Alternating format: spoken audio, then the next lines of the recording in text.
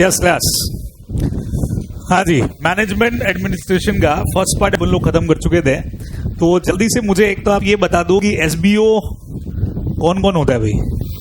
4 categories है SBO बनने की। जल्दी, या तो जिसके पास में हो 10%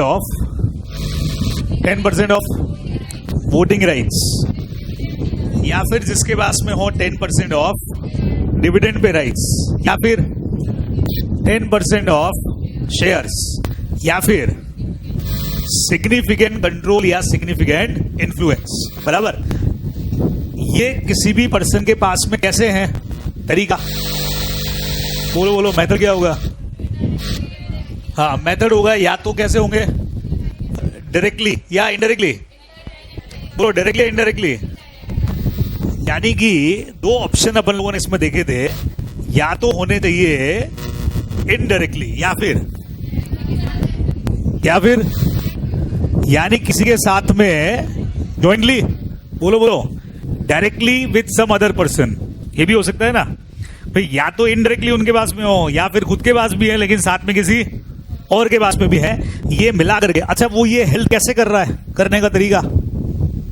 एसबीओ अगर ये वोटिंग राइट्स ले रहा है, अगर ये डिविडेंड ले रहा है, अगर ये शेयर्स ले रहा है, तो खुद के नाम से ले रहा है या किसी और के थ्रू ले रहा है? पढ़ा था आपने, किसके थ्रू? सर, या तो किसी बॉडी कॉर्पोरेट के थ्रू, मतलब किसी बॉडी कॉर्पोरेट ने ले लिए जिसका वो खुद मेजर शेयर होल्डर है या प्रमोटर है ना, या फिर ले रहा है किसी पार्टनरशिप फर्म के थ्रू जिसका वो एक पार्टनर है, या ले रहा है किसी एचयूएफ के थ्रू जिसका वो हो सकता है करता हो। समझ रहे हैं ना भाई? इनडायरेक्टली लेने का मतलब क्या? आपने पढ़ा कि या तो किसी फर्म के थ्रू, या किसी बॉडी कॉर्पोरेट के थ्रू, या किसी हिंदू अनडिवाइडेड फैमिली के थ्रू, या फिर ट्रस्ट के थ्रू जिसका वो खुद कौन है, मेजर ट्रस्टी हो सकता है और अब ट्रस्ट के थ्रू शेयर ले रहा है, या फिर अपने एक और चीज पढ़ी थी पूल इन्वेस्टमेंट के थ्रू। पढ़ा था पूल इन्वेस्टमेंट, ग्रुप बना लिया कुछ लोगों ने और अपना इन्वेस्टमेंट कर लिया जिसमें मेन होल्डिंग उसका है। तो मेन चक्कर यही था कि अपने को उन लोगों को ढूंढना है, उन लोगों को पहचानना है जिन्होंने इनडायरेक्ट तरीके से कंपनी के अंदर क्या कर रखी है, होल्डिंग।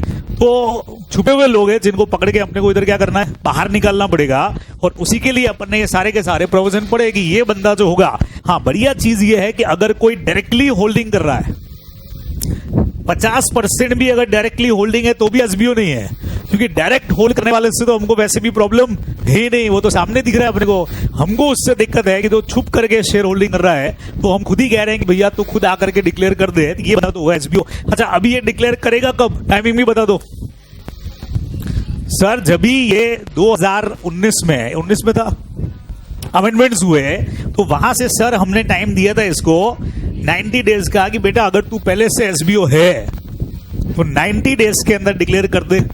लेकिन आज की डेट में बने तो सर एसबीओ बनने से 30 दिन के अंदर डिक्लेयर करे, और कोई चेंजेस हो तो भी चेंजेस से 30 डेज के अंदर ये किसको इन्फॉर्म करे, जल्दी बताओ? कंपनी को इन्फॉर्म कर दे। अपने को ध्यान में रखना है। फिर कंपनी क्या करे सर? कंपनी जो है वो आरओसी को इन्फॉर्म कर दे, कितना दिन में? अगेन 30 डेज के अंदर इन्फॉर्म करे। एक कंसेप्ट तो ये हुआ। अब सोचो कि ये जिम्मेवारी हमने थोड़ी बहुत खुद कंपनी में भी डाली कि भाई तुम खुद भी आइडेंटिफाई करोगे ऐसे लोग कौन है जो या तो हमारे एसबीओ है या पिछले 3 साल के अंदर एसबीओ रह चुके हैं लेकिन जिन्होंने डिक्लेयर नहीं किया, या ऐसा कोई पर्सन है जो एसबीओ के बारे में जानता है, जिसको अच्छी तरह से पता है, उसको भी पकड़ो और उसको आइडेंटिफाई करके उसको नोटिस भेजो कि बेटा जवाब दे, कितने दिन में। टाइमिंग तुम बताते रहे ना भाई, 30 दिन के अंदर बेटा जवाब दे दे कि क्या स्थिति है, क्या सिचुएशन है, बता दे।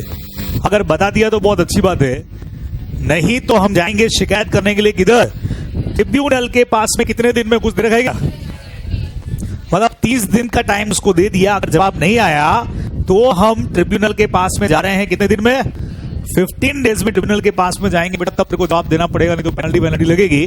तो ये शॉर्टकट के अंदर आपका पूरा का पूरा एसबीओ वाला सेक्शन है। तो एक बार पढ़ने में जरूर लगता है कि बहुत अजीब है, बहुत बड़ा सेक्शन है, लेकिन वापस से ऐसा फास्ट रिवीजन लगाओगे तो लगे कोई बड़ी बात नहीं है। 4 तरीके से बनता है, 4 तरीके पढ़ लिए। किन के थ्रू हेल्ड करता है, इनके थ्रू हेल्ड करता है।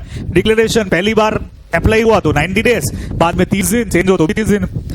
अगर हमने आइडेंटिफाई किया तो हम भी नोटिस देके पूछेंगे 30 दिन में, नहीं जवाब दिया तो 15 दिन में एनसीएलटी के पास हम चले जाएंगे। सीधा सीधा से पॉइंट है, ये अपने को ध्यान रखना था। तो ये कल का हमारा एक प्रोविजन था, वापस रिवाइज कर लिया। नाउ अभी आ रहा है हमारा चैप्टर अगला, बहुत जबरदस्त वाला। मीटिंग्स वाले चैप्टर के नाम से पॉपुलर है, वैसे ये यूं देखें तो स्टडी मैट के हिसाब से मैनेजमेंट और एडमिनिस्ट्रेशन का ही पार्ट है। मैंने इसके 2 पार्ट कर दिए, पार्ट 1 पार्ट 2। तो सेकंड पार्ट शुरू हो रहा है 96 से लगा करके 122। अब देखो, किसी भी कंपनीज में अगर मीटिंग्स होती हैं तो किन किन की मीटिंग्स होती होंगी भी बताओ सर। एक तो होता होगा शेयर होल्डर्स या मेंबर्स का मीटिंग, और बोलो बीओडीज का मीटिंग, और बोलो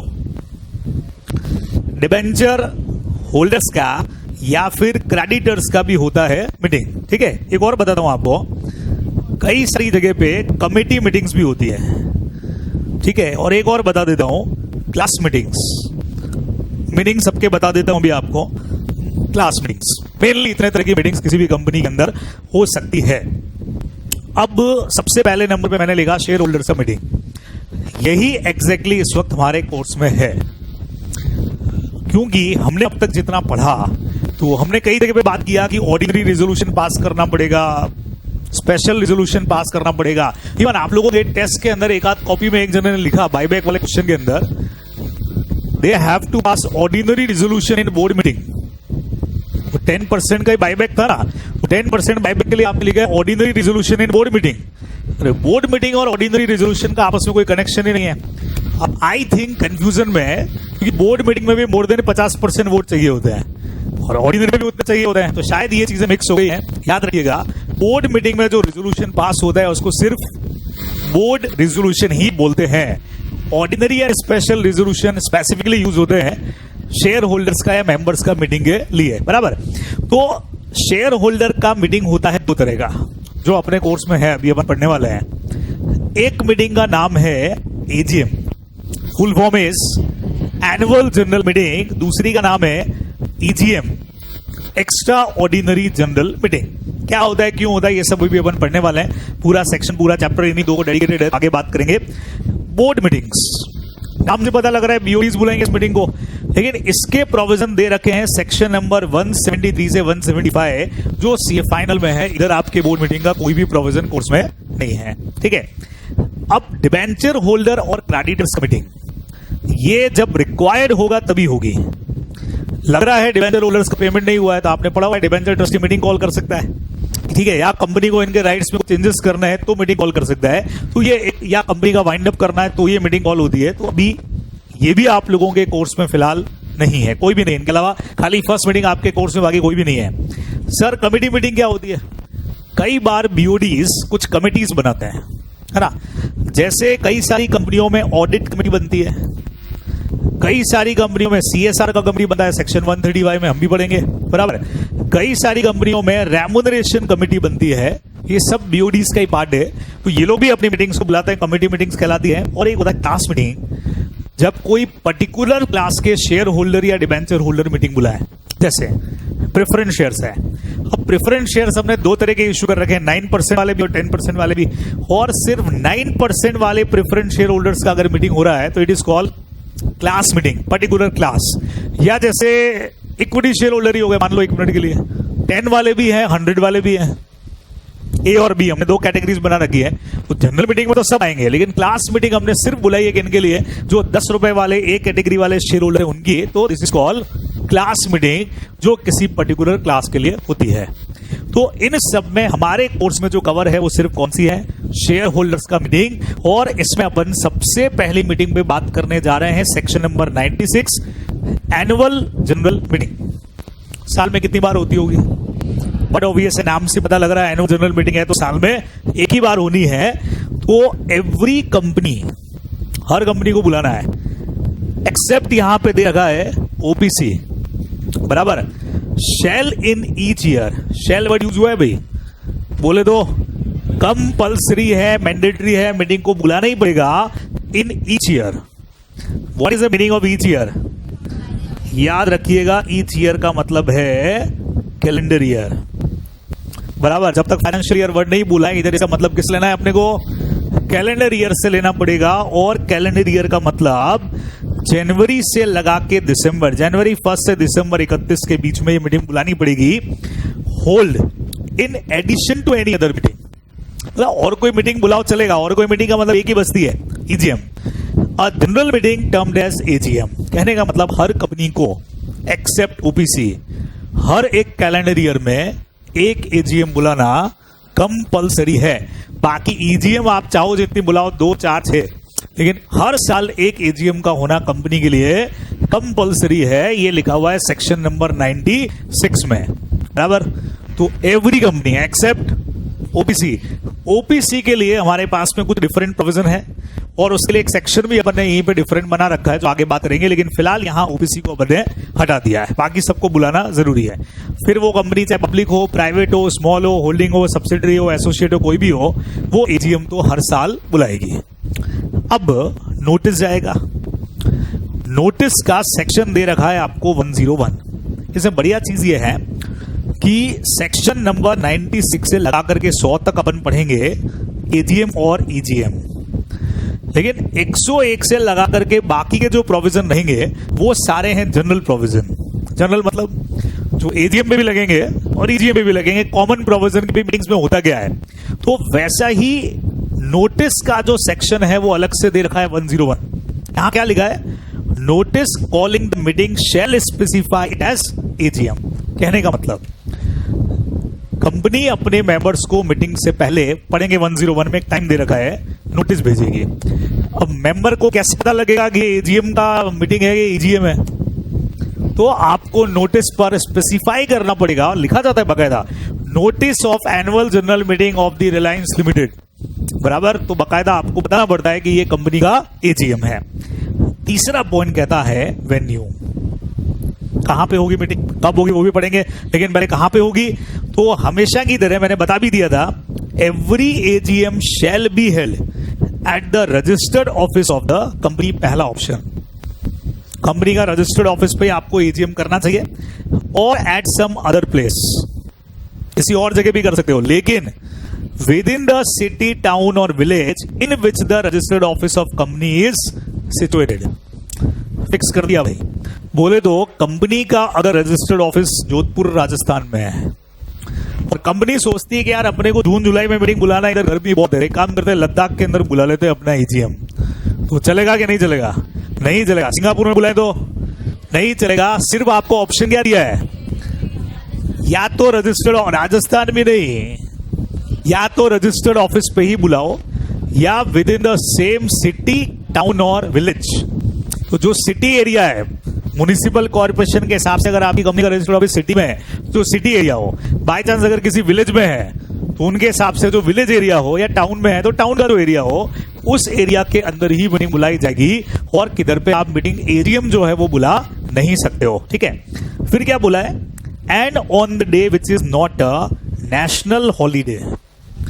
नेशनल हॉलीडे का दिन नहीं होना चाहिए, 26 जनवरी, 15 अगस्त, 2 अक्टूबर, या और जो नेशनल हॉलीडे। नेशनल हॉलीडे का मतलब सेंट्रल गवर्नमेंट का जो लिस्ट होता है हॉलीडेज का, स्टेट गवर्नमेंट नहीं, सेंट्रल गवर्नमेंट का जो लिस्ट रहेगा, वो लिस्ट जिनको हॉलीडेज मानती है उस दिन कंपनी एजीएम नहीं कर सकती है, और एजीएम बुलाना पड़ेगा ड्यूरिंग द बिजनेस आवर। बोले तो 9 to 6 के बीच में कॉल करना है। अब ध्यान से सुनना, मीटिंग चल 6 बजे बाद भी सकती है, 9 to 6 के बीच में they have to call meeting, है ना। जनरली जैसे मीटिंग का टाइमिंग दे दिया 10 बजे, 11 बजे, 12 बजे, शाम को दे दिया 4 बजे का, चलेगा। अब खत्म हो रही है रात को 12 बजे, अगले दिन सुबह 6 बजे, चलेगा, उससे कोई प्रॉब्लम नहीं है। 2-2 दिन भी चलता है बड़ी कंपनीज का मीटिंग। तो कहने का मतलब मेरा यह है 9 to 6 जब आपका नोटिस आएगा मीटिंग का, तो उसमें क्या लिखा होना चाहिए? The annual general meeting of the company Reliance limited will be held on this day. On timing देना है आपको 10 से 6 के बीच का, सॉरी 9 से 6 के बीच का, कोई ना कोई टाइमिंग उसमें लिखा हुआ रहेगा, चले भले ही वो उस टाइमिंग के बाद भी उससे कोई फर्क पड़ने वाला नहीं है। ठीक है, तो सेक्शन कौन सा पढ़ रहे हो? 96। मीटिंग कौन सी है? एजीएम। कौन सी कंपनी बुलाएगी? सर ओबीसी को छोड़ के सब बुलाएगी। कब बुलाएगी? सर हर एक कैलेंडर ईयर में एक बार बुलाने वाली है। कहां बुलाएगी? कंपनी के रजिस्टर्ड ऑफिस पर बुलाएगी, या फिर सेम सिटी, टाउन या विलेज में और किधर भी बुला सकती है। इधर कंपनी का रजिस्टर्ड ऑफिस है, कितना बजे बुलाएगी? सर 9 से 6 के बीच में कभी भी मीटिंग बुला लेगी। किस दिन बुलाएगी? जो नेशनल हॉलीडे का दिन नहीं होना चाहिए उस दिन बुला लेगी। चलो नेक्स्ट पॉइंट क्या लिखा है इसी में? Provided that annual general meeting of an unlisted company, नए नए प्रोविजंस आ गए भाई अभी, unlisted company may be held at any place in India, provision बना दिया भाई, if consent is given in writing और बाय इलेक्ट्रॉनिक मोड और by all the members in advance. अब अगर कोई कंपनी ऐसी है जो अनलिस्टेड है, पब्लिक भी हो सकती है, प्राइवेट भी हो सकती है, और उसके सारे मेंबर एग्री कर ले, जैसा अभी मैंने आपको अभी एक्सेल कॉमर्स अकेडमी का मीटिंग बुलाना है जुलाई के अंदर, अभी हमने कहा एक काम कर दे कि यार ये मीटिंग जो है लद्दाख में बुला लेते हैं, इधर छोड़ो, इधर गर्मी बहुत है, उधर बुला लेते हैं, और अगर सारे के सारे मेंबर एग्री कर गए तो क्या कहते हो, बुला सकते हैं। अच्छा सारे मेंबर तो एग्री करके सिंगापुर बुलाते हैं तो चलेगा कि नहीं चलेगा, बोलो, नहीं चलेगा। क्यों नहीं चलेगा? क्योंकि क्लियर लिखा हुआ है, क्वेश्चन बन जाएगा एनी प्लेस इन इंडिया, बराबर। तो अनलिस्टेड कंपनी को ये एग्जम्पशन दे दिया कि अगर उसके सारे मेंबर ऑलरेडी रिटर्न में, सारे मतलब सारे जितने भी कंपनी के मेंबर हैं, मान लो कंपनी के 5 मेंबर हैं तो पांचों के पांचों एग्री होने चाहिए, या तो रिटर्न में या फिर इलेक्ट्रॉनिक मोड के अंदर, तो ये परमिसिबल रहेगा। ये अपने को ध्यान में रखना चाहिए कि आप इंडिया में और किधर पे भी उस मीटिंग को, एजीएम को कॉल कर सकते हैं। पहले नहीं थे, ये प्रोविजंस अब आए हैं। एक्सप्लेनेशन देखो, नेशनल हॉलिडे का मतलब वही होगा जो मैंने आपको पहले ही कह दिया, सेंट्रल गवर्नमेंट जिसको डिक्लेयर करती है वो नेशनल हॉलिडे का दिन माना जाएगा। ये अपने को ध्यान में रखना चाहिए। अब इधर गवर्नमेंट कंपनीज को कुछ एग्जम्पशन दी है, देखा, AGM of government company shall be held eight. अब एग्जम्पशन कहां है वो चेक करना है। पहला बोला रजिस्टर्ड ऑफिस, ये तो सबके लिए है। दूसरा, सिटी टाउन या विलेज में कोई भी जगह, ये भी सब जगह है, मतलब सबके लिए है। एग्जम्पशन वाला पॉइंट यहां दिख रहा है, such other place as the central government may approve in this behalf. कहीं भी हो सकता है, जिधर सेंट्रल गवर्नमेंट अप्रूव करे, इधर नहीं लिखा है कि इंडिया के अंदर होगा कि बाहर होगा। बेसिकली इंडिया के बाहर नहीं होता है, पर ठीक है, सेक्शन कहता है गवर्नमेंट कंपनी अपना मीटिंग कहां कहां बुला सकती है। सर कॉमन रूल तो वही है जो 96 में लिखा हुआ है, रजिस्टर्ड ऑफिस पे बुलाए, सेम सिटी टाउन या विलेज में किधर पे बुलाए, लेकिन सेंट्रल गवर्नमेंट अगर अप्रूव करे तो इनके अलावा और किसी भी जगह पे ये मीटिंग को बुला सकते हैं, ठीक है। लेकिन ये एग्जम्पशन चाहिए तो 2 कंडीशंस फॉलो करनी पड़ेंगी। वही है, कौन सी? 137 के अंदर आपका डिफॉल्ट नहीं होना चाहिए, एज वेल एज 92 वाले में भी डिफॉल्ट नहीं होना चाहिए। ये 92 आगे फुल स्टॉप लगा लेना, और फुल स्टॉप के बाद वाली जो लाइंस हैं वो ब्रैकेट का पार्ट नहीं है, वो गलती से ब्रैकेट में शिफ्ट हो गई है, वो पूरा का पूरा लाइन ही अलग है, यहां से अलग है। तो सेंट्रल गवर्नमेंट को अगर एग्जम्पशन चाहिए, बोलो, सेंट्रल गवर्नमेंट को गवर्नमेंट कंपनीज को अगर एग्जम्पशन चाहिए तो 2 कंडीशन फॉलो करनी पड़ेंगी। 92 और 137 में कोई डिफॉल्ट नहीं होना चाहिए। अब सर ये अलग लाइन क्या करवाई आपने, चेक करो, आपको पता लग जाएगा। The central government is empowered to exempt any company from these provision subject to such condition as may impose। जो ऊपर आपको मैंने पॉइंट्स बताए, सेंट्रल गवर्नमेंट अगर चाहे तो पर्टिकुलर क्लास ऑफ कंपनीज को या किसी को, एनी कंपनी को, किसी को भी इन प्रोविजन को मानने से एग्जम्प्ट कर सकती है। जैसे कोविड के टाइम पे खूब एग्जम्पशन मिला है, क्योंकि कोविड के टाइम पे मीटिंग हेल्ड करने की पोजीशन में थे ही नहीं, तो आगे अपन टाइम ही बोला साल में 1 मीटिंग बुलाना है, पॉसिबल ही नहीं था, ठीक है। तो उनको एग्जम्प्ट किया कि भाई हम पेनल्टी नहीं लगाएंगे, आप अगले साल में इस साल की मीटिंग भी बुला लेना, तो सेंट्रल गवर्नमेंट एग्जम्पशन दे सकती है, ठीक है।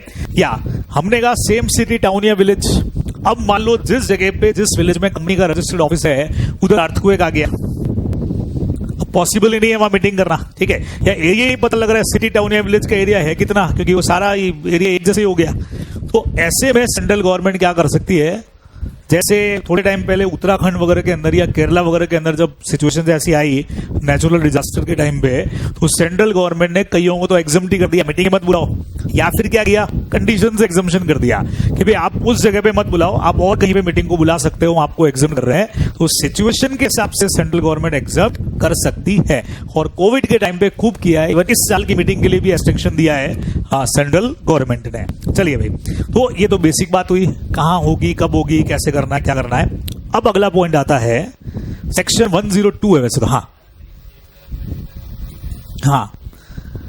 अब सवाल है कि स्टेट गवर्नमेंट का भी कंपनी है, अपन ने यहां सिर्फ बोला है गवर्नमेंट कंपनी, ये इसके लिए कह रहे हो, इस पॉइंट के लिए? सच other place at the central government may approve नहीं है, सीजी ही अप्रूव करेगी इसमें, क्योंकि ये कंपनी भले स्टेट गवर्नमेंट की हो, लेकिन ये जो कंपनीज एक्ट है इसको कंडक्ट करने का काम कौन कर रहा है? सेंट्रल गवर्नमेंट, इसलिए अप्रूवल किसका चाहिएगा? सेंट्रल गवर्नमेंट के चाहिएगा, ये अपने को ध्यान रखना है, ठीक है। अब इसी का अगला पॉइंट आता है बिजनेस टू बी ट्रांजेक्टेड। इसका वैसे सेक्शन कौन सा है अलग से? 102, तब डिटेल पढ़ेंगे, लेकिन फिलहाल क्या पढ़ना है एजीएम के साथ आपको। हमने कहा एजीएम हर साल बुला रहे हो, तो ऐसा क्या है जो हर साल करते हो भाई? तो ऐसा कुछ तो रेगुलर वर्क होता होगा आपका जो हर साल कर रहे हो आप, बराबर। तो सीक्वेंस ध्यान रखना, सबसे पहला पॉइंट पढ़ो, क्या लिखा हुआ है? Consideration of the financial statement and the report of the board of director and auditor. आप इसको ऐसे कर दो, कंसिडरेशन एंड अप्रूवल, साथ में एक वर्ड अप्रूवल भी लगा दो यहां पे, consideration and approval of financial statement, board report and auditor report, ऐसे लिख लो इसको, इजी हो जाएगा।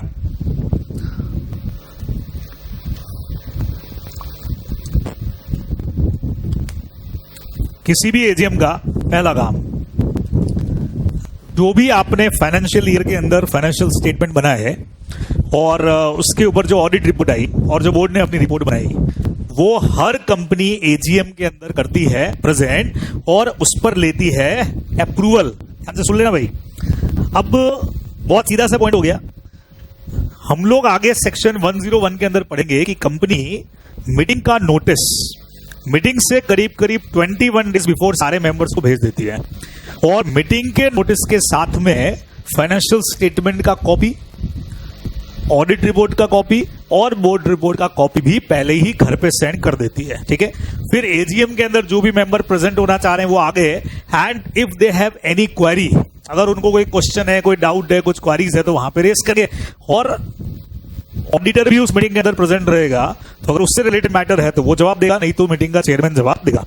फिर उसके बाद सारे मेंबर का एक कंसेंट लिया जाता है ऑर्डिनरी रिजोल्यूशन से, मतलब मोर देन 50% मेंबर रेडी हो जाते हैं कि हाँ भाई ये बुक्स ऑफ अकाउंट्स अप्रूव कर दो, आप ओके करते हैं हम, तो वहां से ओके हो जाएंगे। और फिर इसके बाद में यहां से आप लोग जानते हो 60 दिन बाद हमने को उधर भेजना ही है, किसको? आरओसी को एनुअल रिटर्न भी भेजना है, ये भी भेजना है, ये सारा काम इसके बाद होता है, अपने को ध्यान रखना है। तो एजीएम का पहला मोस्ट इंपॉर्टेंट काम जो हर साल करना है, कंसिडरेशन का मतलब कंसीडर करेंगे उसको, and approval of financial statement, audit report and board report. दूसरा इंपॉर्टेंट काम चेक करो, डिक्लेरेशन ऑफ डिविडेंड। अगर उस साल बोर्ड ने कुछ भी डिविडेंड रिकमेंड किया है, कुछ भी, तो उस पर अप्रूवल देने का काम हमेशा कहां पे होगा? एजी। I am not talking about interim dividend, तुम लोग पढ़ गए हो अकाउंट्स के अंदर, ये बात हो रही है किसकी? फाइनल डिविडेंड की। तो वो हमेशा कहां पे डिक्लेयर होता है? ऑलवेज एजीएम में। तो दूसरा काम अपने को ये करना है। तीसरा पॉइंट भी देखो, ये नया है तुम लोग के लिए। एक्चुअल में पब्लिक कंपनीज में एक रूल है, जितने भी डायरेक्टर्स हैं उसका एक particular part, for example some 1/3, उनको हर साल होना है रिटायर, एवरी ईयर रिटायर होना है, ठीक है। और उनकी जगह पे या तो उन्हीं का वापस से रीअपॉइंटमेंट होगा या उनकी जगह पे कोई नया आ जाएगा, तो वो काम भी यहीं पे करना है। तो appointment of director in place of those retiring, बराबर। तो ये सीए फाइनल में पढ़ना है कि इसका मतलब क्या है कि सर हर साल रिटायर क्यों करना पड़ रहा है। एक चीज बताओ, आगे अपन कंपनी ऑडिट भी पढ़ेंगे, या जो लोग बोथ ग्रुप में कंपनी ऑडिट अगर पढ़ चुके हैं, ऑडिटर भी अपने यहाँ पे 5 साल के अंदर हम कई सारी कंपनीज में हटा देते 5 साल के बाद। क्यों ऐसा प्रोविजन क्यों लाए भाई? अदरवाइज क्या होगा कि उसको कंपनी के सारे लूप होल्स पता है, फ्रॉड में इन्वॉल्व हो जाएगा। तो डायरेक्टर को रिटायर करने के पीछे का कंसेप्ट भी यही है कि कोई डायरेक्टर ये नहीं समझ ले कि भाई मैं अब इस कंपनी के अंदर फिक्स हूं, जो भी मुझे फ्रॉड करना है, कुछ भी करना है, वो मैं कर सकता हूं, बराबर। इस वजह से एक सिस्टम बनाया गया कि 1/3 ऑफ डायरेक्टर्स, टोटल डायरेक्टर्स के जो भी हैं, उनको हर बार क्या होना होगा? रिटायर, प्लस नए लोगों को भी चांस मिल जाए, उसके लिए प्रोविजन हमारा बना हुआ है। तो वो सारा काम भी कहां पे होता है? एजीएम में। फिर अगला काम तो बहुत ईजी है, ऑडिटर का अपॉइंटमेंट और उसका रेम्यूनरेशन, जो सेक्शन 139 के अंदर होता है, आगे अपने कोर्स में है, वो सब भी कहां होता है? एजीएम में। और बढ़िया चीज, अगर एग्जाम में ये क्वेश्चन आ जाए तो इसी सीक्वेंस में लिखना है, नहीं तो मार्क्स कटेंगे, क्योंकि एजीएम में काम इसी सीक्वेंस में होता है। सबसे पहले नंबर पे फाइनेंशियल स्टेटमेंट का अडॉप्शन वाला काम हो गया, audit report, board report. Second number पे डिविडेंड का काम हो गया। तीसरे नंबर पे डायरेक्टर का अपॉइंटमेंट और रेम्यूनरेशन इधर फिक्स हो गया, मतलब रिटायर होने वाले की जगह पे। और चौथे नंबर पे ऑडिटर का जो भी अपॉइंटमेंट और रेम्यूनरेशन है वो इधर फिक्स रहेगा। ये 4 काम हर एजीएम में करना कंपलसरी है, ये अपने को ध्यान रखना है। ये होते ही होते हैं। हाँ, अब सर किसी साल डिविडेंड डिक्लेयर नहीं है तो नहीं होगा ये काम। फिर बोर्ड ने किसी साल डिविडेंड रिकमेंड ही नहीं किया तो ओके, ये काम हो जाएगा यहाँ से। बाकी हर साल अपने को ये जो काम है वो करना ही करना है इसी सीक्वेंस में, ये आप लोग ध्यान रखने वाले हो। इसी में एक और पॉइंट दे रखा है तो यही समझा रहा हूं, स्पेशल बिजनेस। अब एक बहुत काम की चीज सुनना समझना, वैसे तो 102 में आएगी लेकिन अभी यही सिखा रहा हूं आपको मैं। In case of AGM any business other than ordinary business and in case of any other meeting all business are special. Sir ये क्या है? देखो इधर दो तरह की मीटिंग होती है, एजीएम और ईजीएम, ठीक है। एजीएम में दो तरह के बिजनेस होते हैं। सर ये बिजनेस वर्ड क्यों आ रहा है? बिजनेस का मतलब ट्रांजैक्शंस, प्रोसीडिंग्स, मीटिंग में किए जाने वाले काम, उसको अपन क्या नाम दे रहे हैं? बिजनेस या एजेंडा ऑफ द मीटिंग, सबसे सिंपल बोलूं तो बिजनेस वर्ड का मतलब कोई परचेस सेलिंग नहीं है। यहाँ बिजनेस का मतलब क्या? मीटिंग के ट्रांजैक्शंस, मीटिंग के एजेंडास की मीटिंग में करने क्या वाले हो। तो एजीएम में एक तो होता है ऑर्डिनरी बिजनेस और एक होता है स्पेशल बिजनेस। ऑर्डिनरी बिजनेस और स्पेशल। अब खास बात, सबसे बड़ा कंफ्यूजन वाला काम ऑर्डिनरी बिजनेस और स्पेशल बिजनेस का, ऑर्डिनरी रिजोल्यूशन और स्पेशल रिजोल्यूशन से कोई लेना देना नहीं है। Both are absolutely different. जैसे मैंने बोला ऑर्डिनरी बिजनेस करेंगे तो सर इसका मतलब इसके लिए ऑर्डिनरी रिजोल्यूशन पास करेंगे ना, ऐसा नहीं बोला है मैंने। सर स्पेशल बिजनेस जो भी होंगे उसके लिए स्पेशल रिजोल्यूशन पास होगा, ये भी नहीं बोला है मैंने। कौन सा रिजोल्यूशन कहां पास होगा ये तो कंपनीज एक्ट ने अपने सेक्शन में ऑलरेडी लिख दिया है, बराबर। तो जब भी आप इस टॉपिक को पढ़ें कंबाइन नहीं करोगे। किस चीज को कंबाइन नहीं करोगे? Ordinary resolution, ordinary business, special business, special resolution. वो कंसेप्ट ही अलग है, उसको साइड में कर दो, रिजोल्यूशन भूल जाओ। अभी अपन सिर्फ ये बात कर रहे हैं कि एजेंडा दो तरह के होते हैं एजीएम में, एक ऑर्डिनरी और एक स्पेशल। अब इधर देखो, हमने कहा सबसे पहले financial statement, audit report, both report, ये ऑर्डिनरी बिजनेस होता है ना। दूसरे नंबर पे डिविडेंड का डिक्लेरेशन, ये भी ऑर्डिनरी बिजनेस है। तीसरे नंबर पे डायरेक्टर का अपॉइंटमेंट रिटायरिंग वाले की जगह पे, और चौथा वाला ऑडिटर।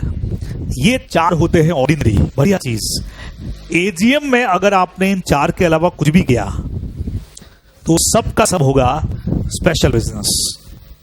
ऑर्डिनरी सिर्फ चार ही होते हैं पूरे लॉ में, ऑर्डिनरी बिजनेस ओनली 4। इन चार के अलावा एजीएम में तुमने कुछ भी किया वो सब का सब होगा स्पेशल बिजनेस। सर कैसे? एग्जाम्पल दो। सुनना एग्जाम्पल, एजीएम हो ही रही थी, एजीएम में हमने सोचा क्यों ना बायबैक का प्रपोजल भी पास करा दें। किधर आ जाएगा? Special business. हमने सोचा एजीएम हो ही रही है, क्यों ना कैपिटल क्लॉज में भी चेंज कर दें, कुछ जरूरत पड़ रही है, वो भी कैसा होगा? Special business. अब ध्यान से सुनना, हमने सोचा क्यों ना एक और नए डायरेक्टर का अपॉइंटमेंट कर दें। ये ऑर्डिनरी है कि स्पेशल है? बोलो बोलो। ये भी होगा स्पेशल।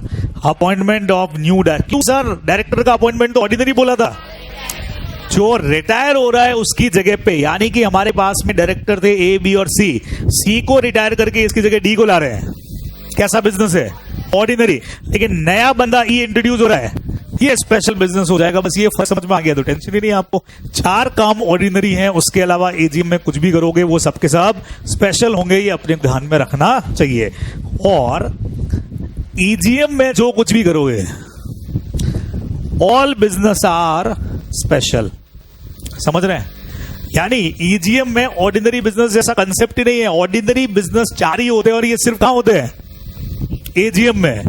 ऑर्डिनरी बिजनेस कितने होते हैं? चार। और ये कहां होते हैं? सिर्फ एजीएम में। जबकि ईजीएम में जो कुछ भी करोगे सब स्पेशल है। जैसे सपोज करो ऑडिट वाले चैप्टर में तुम पढ़ोगे, ऑडिटर ने बीच में रिजाइन कर दिया है, रिजाइन कर दिया, और उसकी जगह पे नया ऑडिटर अपॉइंट करना पड़ता है ईजीएम में। तो बताओ ये ऑर्डिनरी बिजनेस है कि स्पेशल है? स्पेशल है। जबकि ऑडिटर का नॉर्मल अपॉइंटमेंट अपन कहां पढ़ रहे थे? ऑर्डिनरी बिजनेस में, एजीएम में। लेकिन जो भी चीज ईजीएम में की जाए वो हर चीज क्या कहलाएगी?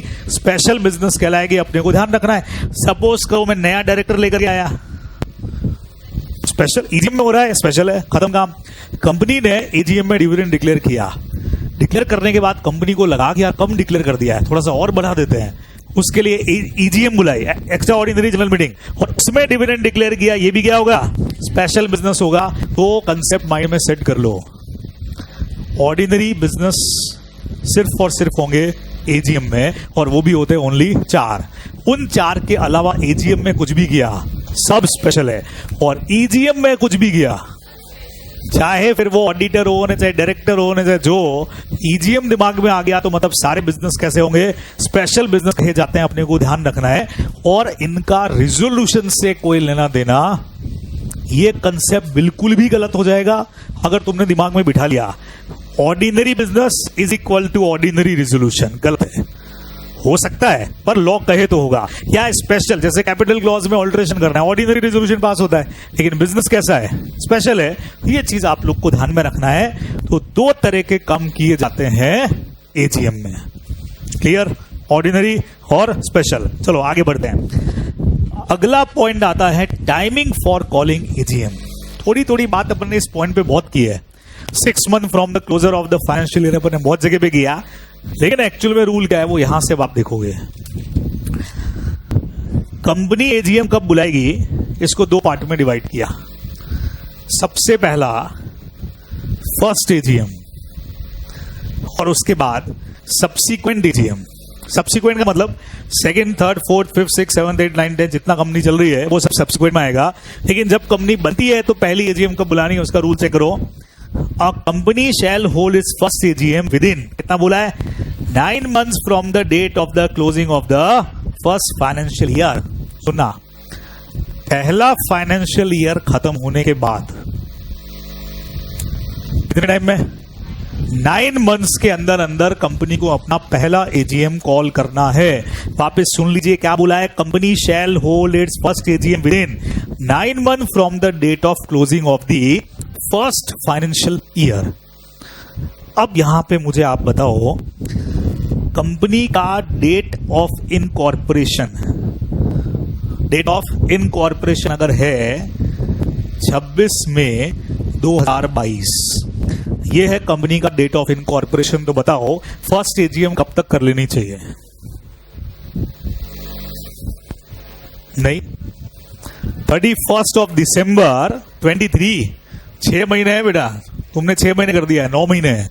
9 मंथ्स कहां से बोलो सर? पहला फाइनेंशियल ईयर जब भी खत्म होगा वहां से 9 मंथ्स के अंदर अंदर मीटिंग हो जानी चाहिए, सीधा रूल है। तो कंपनी का डेट ऑफ इनकॉर्पोरेशन है 26 मई, तो बोलो उसका फाइनेंशियल ईयर कब खत्म होगा? सर फाइनेंशियल ईयर खत्म होगा 31 मार्च 2023 को, बराबर है, तभी होगा पहला फाइनेंशियल ईयर खत्म। और आपको करना है यहां से 9 मंथ्स में मीटिंग हो जानी चाहिए, जो डेट आएगी 31 दिसंबर 2023। बात समझ आया? बराबर, पहला फाइनेंशियल ईयर खत्म होने के 9 मंथ्स के, अच्छा 9 मंथ्स के अंदर अंदर कभी भी, मार्च में साल खत्म हो जाता है, अप्रैल, मई, जून, जुलाई, अगस्त, सितंबर, अक्टूबर, नवंबर तक का टाइम तुम्हारे पास है। जब भी फाइनेंशियल स्टेटमेंट रेडी होके ऑडिट करवा लिया, बोर्ड रिपोर्ट बन गया, आप प्रेजेंट कर दो, बुला लो एजीएम को, ठीक है। अब एक चीज बताना, हाँ कैलेंडर ईयर ही ले रहे हैं, कैलेंडर ईयर ही ले रहे हैं, ये कैलेंडर ईयर ही तो है, नहीं है? रुको रुको रुको, सुनो सुनो सुनो, एक चीज वहां से आपको और पढ़ाता हूं। It shall not be necessary for a company to hold any AGM in the year of incorporation. उसके आगे की लाइन कट कर देना, वो वापस रिपीट हो गई है। मतलब कंपनी को अपने इनकॉर्पोरेशन वाले साल में मीटिंग बुलाने की जरूरत नहीं है, ठीक है। तो आप देख लो, कंपनी का इनकॉर्पोरेशन 2022 में हुआ था, 2022 में मीटिंग को नहीं बुला रहे हैं, लेकिन 2023 में बुला रहे हैं। तो मैं तो कह रहा हूं 2023 में बुलाइए, फाइनेंशियल ईयर का तो कोई रोल ही नहीं था यहाँ पे। हाँ, चेक करने के लिए था, लेकिन कहा क्या जाएगा कि ये मीटिंग कौन से ईयर में बुलाई है? 2023 में बुलाई है। अगली कब बुलाऊंगा? अगली का रूल मुझे पढ़ाना है अभी, लेकिन अगली कब बुलाऊंगा? 2024 में, 2025 में, 2026 में। मजेदार चीज क्या होगी, कैलकुलेशन तो फाइनेंशियल ईयर के हिसाब से करेंगे, लेकिन हर एक कैलेंडर ईयर में आपकी एक मीटिंग जो है वो आ ही जाएगी। इसीलिए लिखा हुआ है कि हर कैलेंडर साल में एक मीटिंग होना चाहिए। अभी करेंगे, प्रैक्टिकल क्वेश्चन करा रहा हूं। पहले एक चीज खास बताओ भाई मुझे, मोस्ट इंपॉर्टेंट, कंपनी का डेट ऑफ इनकॉर्पोरेशन अगर 31 ऑफ दिसंबर 2022 होता तो सेम रहता है आंसर, क्लियर? चेंज हो जाता, सेम रहता सर। 31 दिसंबर है तो भी खत्म होगा कब? मार्च में, और वहां से 9 मंथ्स में आपको बुलाना है। अब सुनो यानी ये तो सेम रहता भाई। अगर कंपनी का डेट ऑफ इनकॉर्पोरेशन 1 जनवरी 2023 होता तो बताओ क्या करते हैं? अब बताओ, सेम रहता है चेंज करते हैं? अब एक बढ़िया चीज बता तो मैं भी रहा हूं, लेकिन एक काम करना, अपने इसमें तो ये टॉपिक आएगा अकाउंट्स वाले चैप्टर में, फाइनेंशियल ईयर का डेफिनेशन।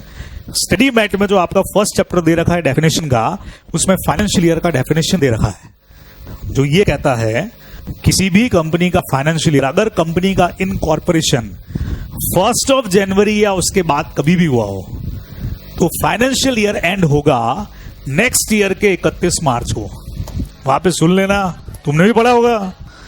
किसी भी कंपनी का इनकॉर्पोरेशन अगर 1 जनवरी या उसके बाद कभी भी होता है पूरे साल में, तो उसका फाइनेंशियल ईयर खत्म होगा अगले साल के 31 मार्च को। तो सोच लो 1 जनवरी 2023 को अगर मेरा इनकॉर्पोरेशन है कंपनी का, तो फाइनेंशियल ईयर खत्म होगा 31 मार्च 2024 को।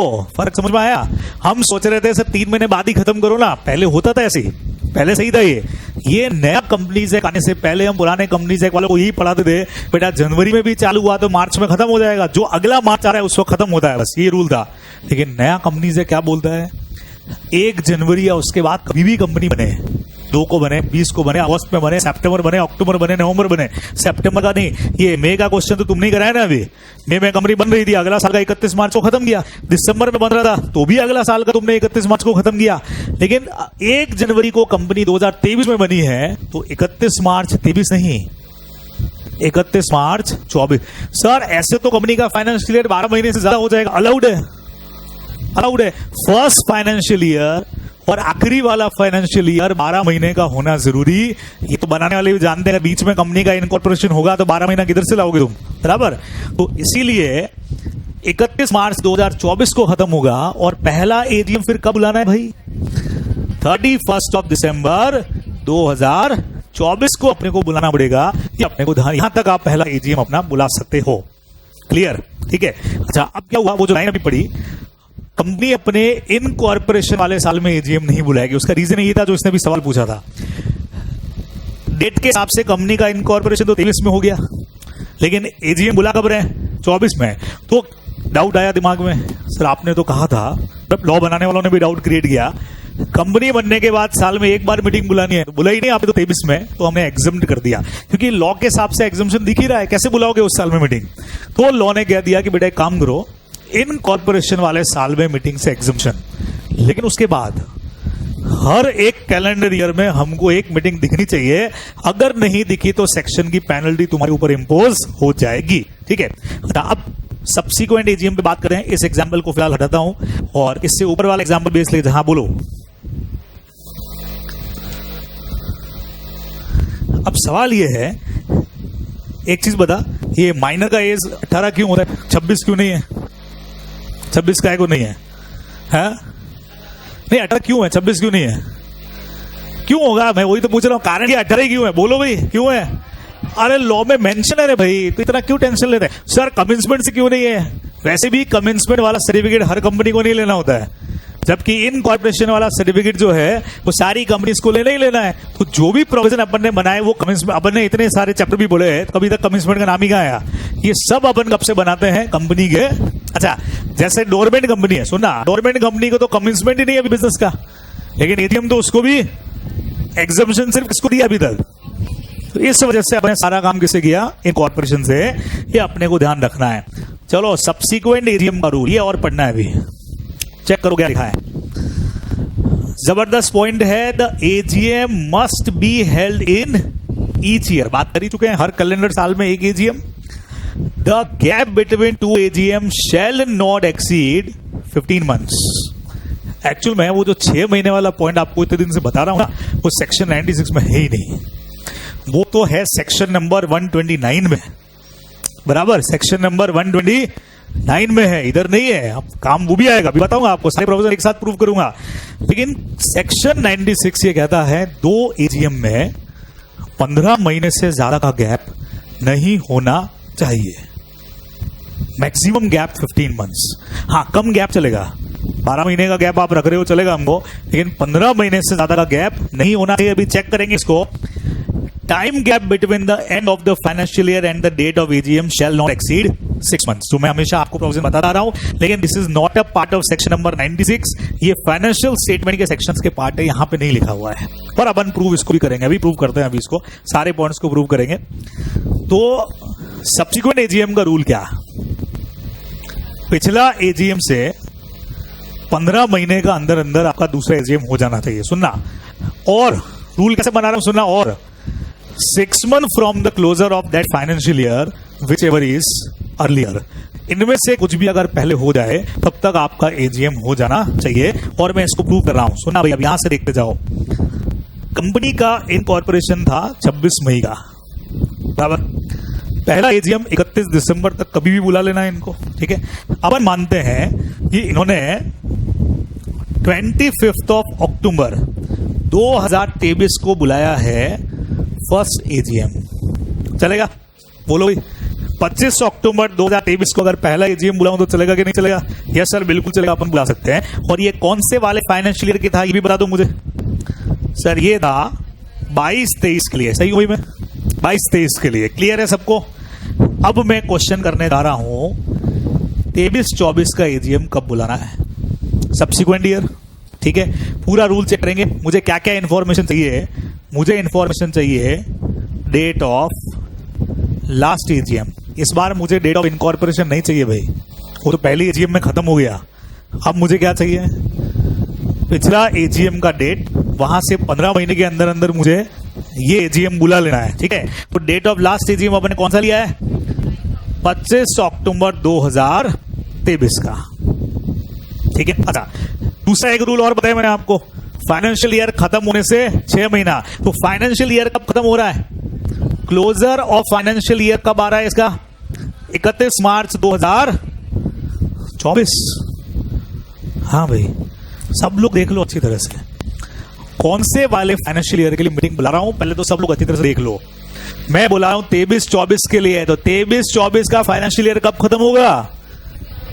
31 मार्च 2024 को होगा, बराबर। ये ऊपर 23 देख के इधर कॉपी मत मारो, वो तो पिछला एजीएम का डेट था, जो पिछले वाले के लिए था, हो गया वो तो पिछले साल। अब इस साल का मीटिंग बुलाना है ना अपने को। अब आपके लिए 2 काम, यहां से तुमको चेक करना है 15 महीने, और यहां से चेक करने 6 महीने। फटाफट 25 अक्टूबर से 15 महीने निकालो, फटाफट ध्यान से निकालना। देखो, अक्टूबर से अक्टूबर हो गए 12 महीने, 12 में और कितने जोड़ू? 3 महीने और जोड़ दूं, 5 मत जोड़ देना, 3 महीने। क्या डेट आएगी बोलो? 24 ऑफ जनवरी 2000 कौन सा? 2025। सब लोग क्लियर है भाई इस पे? ध्यान से देख लेना। पिछला एजीएम से 15 महीने, पिछला एजीएम हुआ 25 अक्टूबर 2023 को, तो 23 से 24 तक 12 महीने चले गए। कई लोगों को क्या लगता है 12 महीने प्लस 3 महीने 15 महीने हो गए। कई लोग क्या कंफ्यूजन करते हैं, 15 महीने को मान लेते हैं 1 साल 5 महीने। 15 महीने का मतलब क्या? 1 साल 5 महीने। उनको फिर याद आता है, और हाँ 15 का मतलब 1 साल 5 महीने नहीं होता, 7 तो 12 महीने का होता है। फिर 12 + 3 करते हैं। ये प्रैक्टिकल हमने जब कई बार पहले कॉपीज मंगवाए ना स्टूडेंट की, तो ये गलती कर चुके हैं वो, और सर जल्दी जल्दी में ध्यान ही नहीं रहा। 15 महीने हमने कर दिया 1 साल 5 महीने। 15 महीने का मतलब 1 साल 3 महीने, ठीक है। हाँ कर ले कैलकुलेट कर ले, अच्छी तरह कर ले। 1 साल 3 महीने, ठीक है। तो डेट क्या आ गया? 24 जनवरी 2025। इस डेट में किसी को कंफ्यूजन? क्लियर? अच्छा, दूसरा डेट बताओ। 31 मार्च 24 से 6 महीना, तो सर फिक्स है इसके लिए, तो 30 सितंबर 2024 तक मीटिंग बुला लेनी है, बराबर। विच एवर इज अर्लियर बताओ। तो सर 30 सितंबर 24 तक मीटिंग बुलाई लेनी है, तो हमने डिसाइड किया कि हम 25 अगस्त 2024 को मीटिंग बुलाते हैं। ये हमारी सेकेंड एजीएम। बोलो सही है? क्या हमारा रूल फॉलो हो गया? अब बढ़िया चीज देखना, 3 रूल एक साथ फॉलो।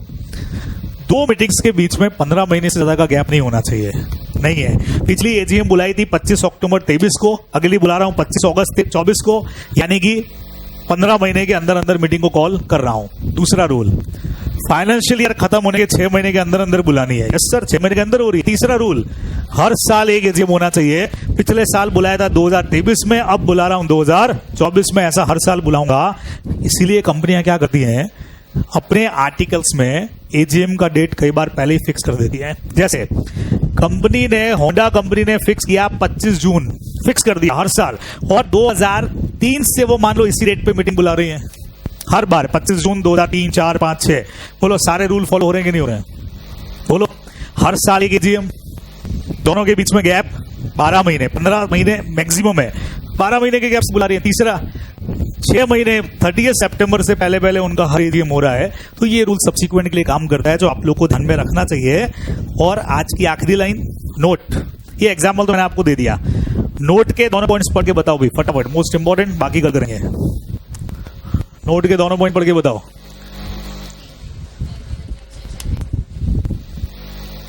अगर किसी वजह से ये एजीएम आप टाइम लिमिट में नहीं कर पा रहे हो, अच्छा एप्लीकेशन पहले देनी पड़ेगी, ये नहीं कि टाइम खत्म हो गया तुम्हारा फिर एप्लीकेशन दे, अप्लाई पहले करना पड़ेगा।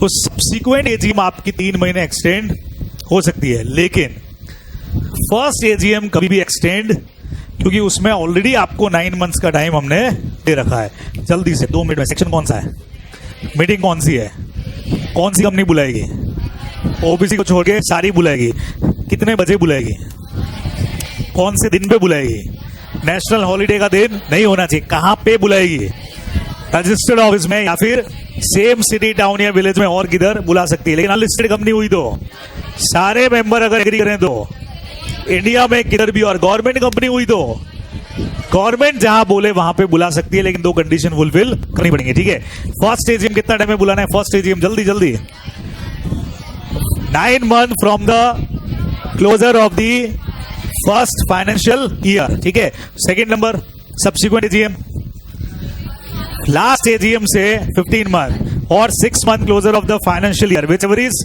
अर्लियर, बराबर 3 महीना टाइम किसमें बढ़ेगा, सब्सिक्वेंट में। फर्स्ट एजीएम में 3 महीने का टाइम नहीं बढ़ेगा। 4 ऑर्डिनरी बिजनेस होते हैं नंबर 1 पे, जल्दी लास्ट पॉइंट, जल्दी जल्दी जल्दी। Financial statement, board report, audit report का adoption consideration. Number 2 dividend declaration. Number 3 director का अपॉइंटमेंट। नंबर 4 ऑडिटर का अपॉइंटमेंट एंड रेम्यूनरेशन। इतना आज करो, कल कंटिन्यू करेंगे।